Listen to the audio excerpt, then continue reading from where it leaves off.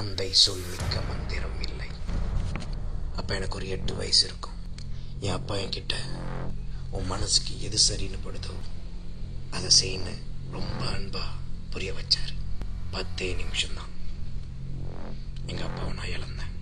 ஏன்னா அவரை குத்தி கொல்லணுங்கிறது தான் அப்போ என் மனசுக்கு சரின்னு பட்டுச்சு.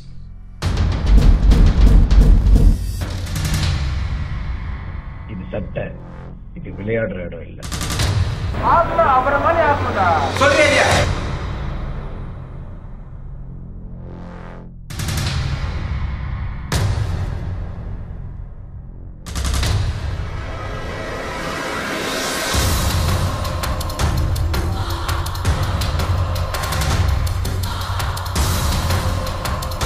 எனக்கு நான் தான் நல்லவன், நல்லவன் தான் எனக்கு கெட்டவன். நாளாமை நாடாமை நாரின்மை யாதென்றும் பேணாமை யாமின் தொழில்